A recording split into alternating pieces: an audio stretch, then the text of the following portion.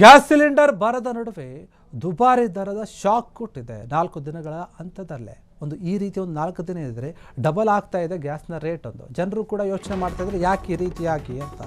ಆದರೆ ಅಲ್ಲಿ ಯುದ್ಧ ಆಗ್ತಾ ಇರೋದ್ರಿಂದ ಗ್ಯಾಸ್ ಸಿಲಿಂಡರ್ನ ಬೆಲೆ ಏರಿಕೆ ಆಗ್ತಾ ಇದೆ. 4 ದಿನ ಏನಿದೆ ಅದರ ಆಸುಪಾಸಿನಲ್ಲೇ ಡಬಲ್ ಆಗ್ತಾ ಇದೆ.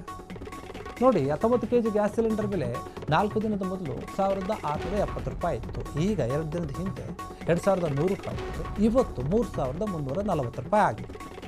ಕಮರ್ಷಿಯಲ್ ಸಿಲಿಂಡರ್ ಬೆಲೆ ಡಬಲ್ ಆಗ್ತಾ ಇದೆ. ಶಾಕ್ ಮೇಲೆ ಶಾಕ್ ಕೊಡ್ತಾ ಇದೆ ಜನರಿಗೆ.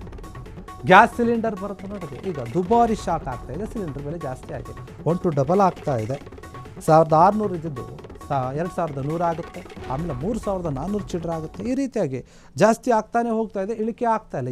ಯಾವ ರೀತಿಯಾಗಿ ಬಂಗಾರ ಏರಿಕೆ ಆಗ್ತಾ ಇತ್ತೋ ಅದೇ ರೀತಿಯಾಗಿ ಗ್ಯಾಸ್ ಸಿಲಿಂಡರ್ ಬೆಲೆ ಈಗ ಏರಿಕೆ ಆಗ್ತಾ ಇದೆ. ಇದೆಲ್ಲಕ್ಕೂ ಕಾರಣ ಆಗಿರುವಂಥದ್ದು ಯುದ್ಧ. ಏನು ಇರಾನ್ ಇಸ್ರೇಲ್ ಅಮೇರಿಕ ಯುದ್ಧವನ್ನು ಮಾಡ್ತಾ ಇದೆ ಅಲ್ಲ, ಅದರ ಎಫೆಕ್ಟ್ನಿಂದ ಈ ಗ್ಯಾಸ್ ಸಿಲಿಂಡರ್ ದರ ಏರಿಕೆ ಆಗ್ತಾ ಇದೆ. 4 ದಿನದಲ್ಲೇ ಆಗಿರುವಂತಹ ಬದಲಾವಣೆ ಇದು. ಏನು ತುಂಬ ದಿನ ಏನಾಗಲಿಲ್ಲ, ಯಾಕಂದರೆ ಯುದ್ಧದ ಎಫೆಕ್ಟ್ ಆ ರೀತಿಯಾಗಿದೆ. ಬೆಂಗಳೂರಿನಲ್ಲಿ ಕ್ಷಣ ಕ್ಷಣಕ್ಕೂ ಕೂಡ ವಿಗಡಾಯಿಸ್ತಾ ಇದೆ ಈ ಪರಿಸ್ಥಿತಿ. ಗ್ಯಾಸ್ ಸಿಲಿಂಡರ್ ಲೋಡ್ ಮಾಡುವಂತಹ ಸ್ಥಳದಲ್ಲೇ ಅಭಾವ ಉಂಟಾಗಿದೆ. ಹೆಚ್ಚುವರಿ ಹಣ ಕೊಟ್ಟು ಗ್ಯಾಸನ್ನು ಪಡೆಯೋಕೆ ಜನ ಬರ್ತಾ ಇದ್ದಾರೆ. ಯಾಕಂದರೆ ಹೆಂಗಾದರೂ ಸರಿ ಬ್ಲಾಕಲ್ಲಿ ಕೂಡ ತಗೋತಾ ಇದ್ದಾರೆ. ಬುಕ್ಕಿಂಗ್ ಇಲ್ಲದಿದ್ದರೆ ಸಿಲಿಂಡರ್ ಇಲ್ಲ ಅಂತ ಹೇಳ್ತಾ ಇದ್ದಾರೆ ಅಲ್ಲಿನ ಸಿಬ್ಬಂದಿಗಳು. ಬ್ಲಾಕ್ ಮಾರ್ಕೆಟ್ನಲ್ಲಿ ಈಗ ಸಿಲಿಂಡರ್ಗೆ ಬೆಲೆ ಜಾಸ್ತಿ ಆಗ್ತಾ ಇದೆ, ಬೇಡಿಕೆ ಕೂಡ ಜಾಸ್ತಿ ಆಗ್ತಾ ಇದೆ. ಜನ ಹೆಂಗಿದ್ರು ಸರಿ ನಮಗೆ ಕೊಡಿ ಅಂತ ಕೇಳ್ತಾ ಇದ್ದಾರೆ. ಇನ್ನು ಅಲ್ಲಿನ ಸಿಬ್ಬಂದಿಗಳು ಏನಿರ್ತಾರೆ, ಅವ್ರು ಇಲ್ಲ ನೀವು ಬುಕ್ ಮಾಡಿದರೆ ಮಾತ್ರ ನಾವು ಕೊಡ್ತೀವಿ, ಇಲ್ಲ ಅಂತಂದರೆ ಇಲ್ಲ ಅಂತ ಖಡಾಖಂಡಿತವಾಗಿ ಅವ್ರು ಹೇಳ್ತಾ ಇದ್ದಾರೆ. ಇನ್ನು ಗ್ಯಾಸನ್ನು ಲೋಡ್ ಮಾಡುತ್ತಲ್ಲ, ಕೆಲವೊಂದು ಜಾಗ ಇರುತ್ತೆ ಅಲ್ಲಿ ಕೂಡ ಇಲ್ಲ ಗ್ಯಾಸು, ಅಲ್ಲಿಗೆ ಹೋಗ್ತಾ ಇದ್ದಾರೆ ಡೈರೆಕ್ಟ್ ಜನ ಕೊಡಿ ನಮಗೆ ಅಂತ ಹೇಳಿ. ಆದರೆ ಅವ್ರು ಕೊಡ್ತಾ ಇಲ್ಲ. ಈ ರೀತಿಯಾದ ಪರಿಸ್ಥಿತಿ ಇದೆ ಬೆಂಗಳೂರಿನಲ್ಲಿ. ಬೆಂಗಳೂರು ಮಾತ್ರ ಅಲ್ಲ, ಇಡೀ ಕರ್ನಾಟಕದಲ್ಲಿ ದೇಶದ ಎಲ್ಲ ಕಡೆ ಕೂಡ ಇದೇ ರೀತಿಯಾಗಿರುತ್ತೆ ಪರಿಸ್ಥಿತಿ.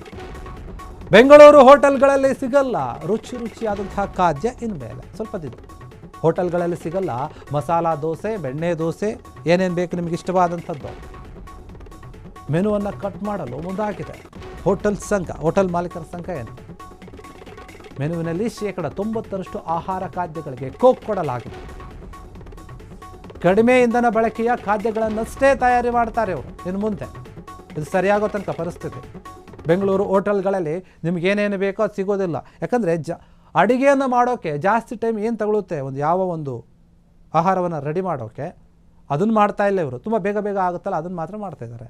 ಮಸಾಲೆ ದೋಸೆ, ಬೆಣ್ಣೆ ದೋಸೆ, ಬೇರೆ ರವಾ ದೋಸೆ ಇವೆಲ್ಲವೂ ಕೂಡ ಜಾಸ್ತಿ ಟೈಮ್ ತಗೊಳುತ್ತೆ ಹಾಕೋಕ್ಕೆ. ಗ್ಯಾಸ್ ಜಾಸ್ತಿ ಬೇಕಲ್ಲ, ಅಡುಗೆ ಎಣ್ಣೆ ಕೂಡ ಜಾಸ್ತಿ ಬೇಕಾಗುತ್ತೆ. ಹೀಗಾಗಿ ಹೋಟೆಲ್ನವ್ರು ಏನು ಮಾಡ್ತಾಯಿದ್ದಾರೆ, ಬಹುತೇಕವಾಗಿ ಕೆಲವೊಂದು ಆಹಾರಗಳನ್ನು ತೆಗೆದುಹಾಕ್ತಾ ಇದ್ದಾರೆ. ಅವ್ರ ಲೀಸ್ಟ್ ಮೆನು ಕಾರ್ಡ್ ಏನಿರುತ್ತೆ, ನಾವು ಈ ಹಿಂದೆ ನೋಡ್ತಾ ಇದ್ವಿ, ಎಲ್ಲ ಏನು ಬೇಕಾದೆಲ್ಲವೂ ಕೂಡ ಇರ್ತಾ ಇತ್ತು, ದೊಡ್ಡದು ಲೀಸ್ಟ್ ಹಾಕಿರ್ತಿದ್ರು. ಆದರೆ ಅದರಲ್ಲಿರುವಂಥ ಖಾದ್ಯಗಳೇನಿದೆ ಅಥವಾ ಆಹಾರಗಳೇನಿದೆ ಅದನ್ನು 90%ನಷ್ಟು ಸೈಡ್ಗಿಡ್ತಾ ಇದ್ದಾರೆ. ಇದು ಬೇಡ, ಅವರೇ ಫಿಕ್ಸ್ ಮಾಡ್ತಾ ಇದ್ದಾರೆ.